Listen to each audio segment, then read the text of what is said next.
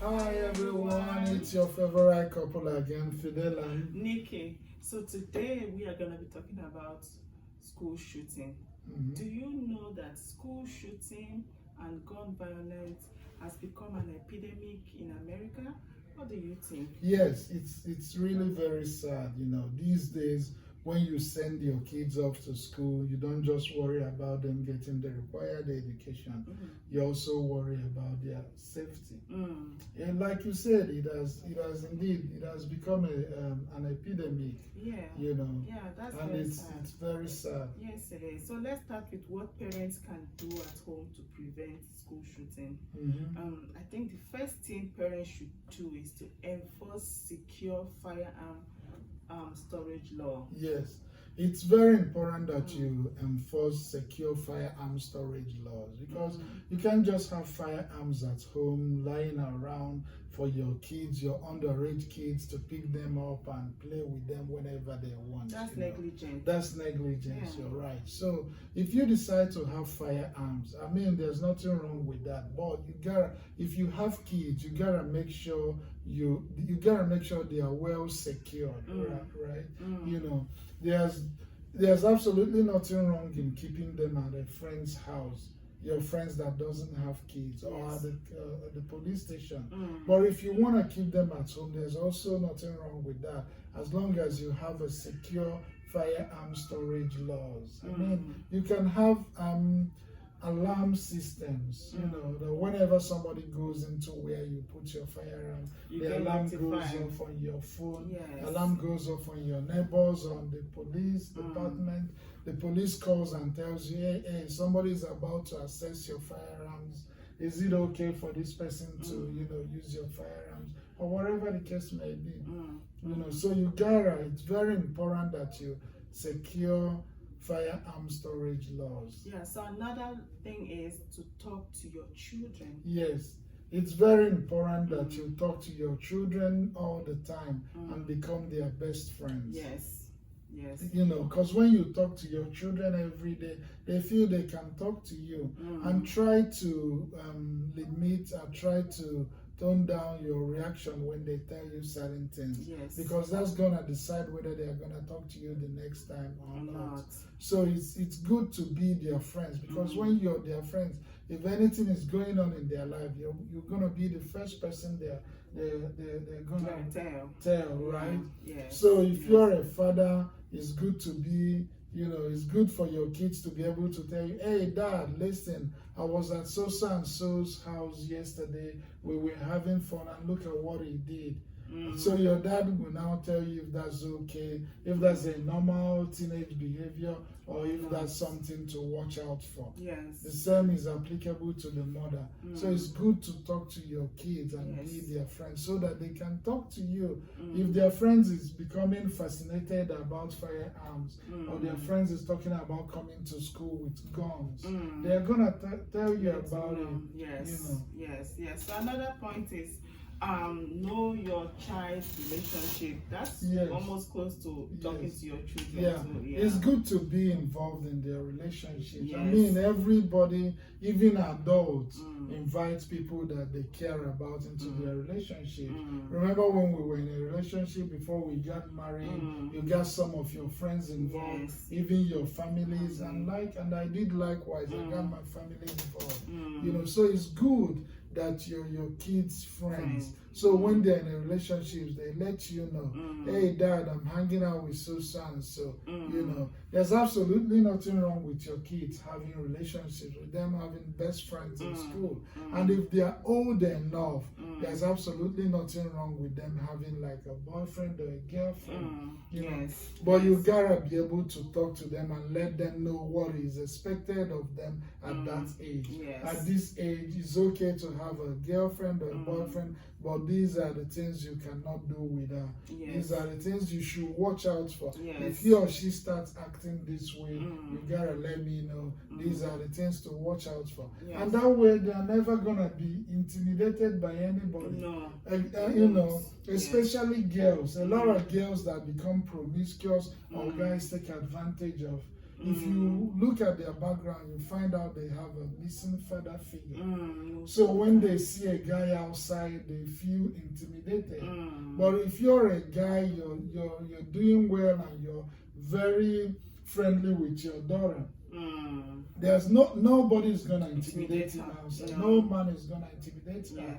She's never gonna be intimidated by anybody. So another thing is to report any suspicious activity to a safe party. Yes, it's good to observe your kids and notice when they are, if they are going through stuff like having some mental issues, mental breakdown, you talk to them, let them know whatever you are going through is nothing, stupendous about it. I went through the same thing and this is how I scaled through. That's gonna help them. But if you feel that the problem is more than you can help, if you feel that the problem is beyond your scope, there's absolutely nothing wrong in getting, like the therapist involved or even the teacher. But you gotta let the teacher know that, at this point we want to keep it to ourselves. We don't want to make the child like the object of the day. We don't want to, focus attention on the child, until, you can let the person go through you can let the child go through whatever he or she is going through without letting anybody know. And that will help. So let's talk about things that school can do to also help prevent gun violence. And the first thing is for schools to create an environment where students can talk to each other and also talk to their teachers.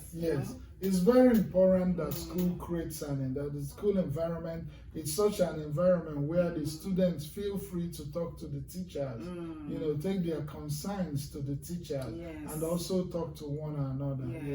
A lot of students don't go to teachers because they feel the teacher is an authority. She's gonna punish me, is gonna, make me like focus the attention on me, But if a student notices that his classmate, is gonna do something, is beginning to act weird, there's absolutely nothing wrong with the student going to the teacher and letting the teacher know, I noticed this person has been acting so, in a strange manner, and the teacher should be able to handle whatever the case is without putting the student that reported it in trouble. Without focusing the spotlight on the student. Like, hey, what did you say this person did? That's the problem. To be a teacher, you gotta be able to listen and you gotta be able to talk to, pull the student aside, the student that they complained about, pull him aside and talk to him in a manner that he's not gonna suspect that somebody reported him. Let him know, hey, I've noticed you've been acting, a little bit strange. If you're going through difficulties, let me know, I went through the same thing too. There's absolutely nothing wrong with that. This is how I scaled through and blah, blah, blah. So another thing is to reduce day-to-day aggression, either physically, psychologically, emotionally, And that's exactly how to reduce the day-to-day aggression, by creating that environment where students can talk to the teachers and students can talk to one another. Because a lot of people that go into gun violence and school shooting, if you trace their background, you see that a lot of them are isolated. They feel isolated. They feel that nobody understands them, right? So that they feel that the only way they can get people to feel what they're feeling is to, do something outrageous, like start killing people. But if you can talk to them, and let them know from beginning that it's okay, whatever you're going through is okay. I went through the same thing, we can work it out. It's gonna be a lot of help because the person is gonna feel, the person is no longer gonna feel isolated. It's gonna feel, oh, I have somebody, I have a teacher who understands my situation. So another point is for schools to implement mental health services. Exactly. Mental health services is very important, you know. Like I say, the teacher should be very observant, and other students too. The teacher notices a student is acting somehow, behaving somehow. The teacher tells him, you know, it's okay to talk to a therapist if you want. You know, you can talk to your psychologist, you can talk to a therapist, or you can talk to the teacher. You know, so it's good. Mental health services are very important, even at home.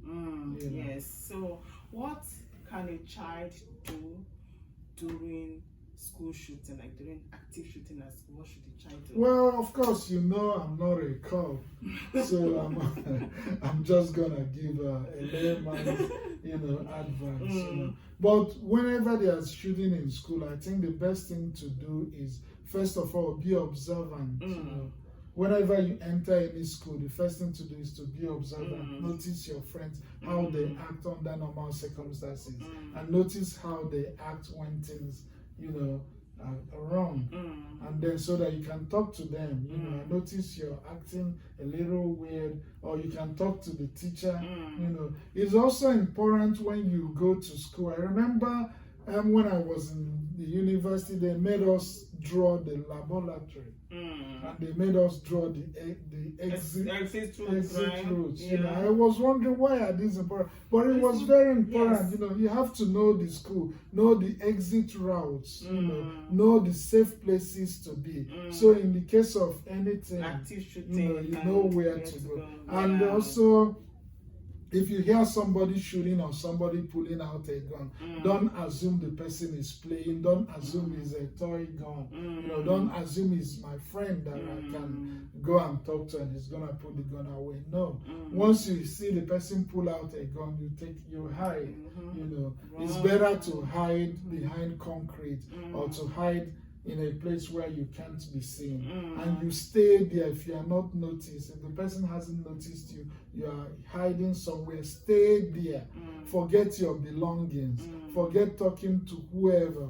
Stay there until the shooting is over, until the authorities are alerted, and until the authorities are there and they tell you can now come out, everything is over. That's when you come out. So stay hidden.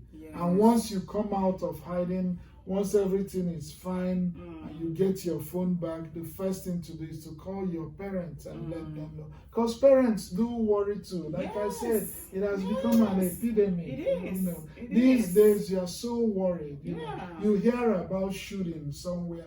Oh, I hope that's not my kids' school. I hope that's not in the city where we live. And it's so bad that they even have a bulletproof backpack for children. You see, why would you give your kids bulletproof backpacks? You know, that's how schools should be places of safety.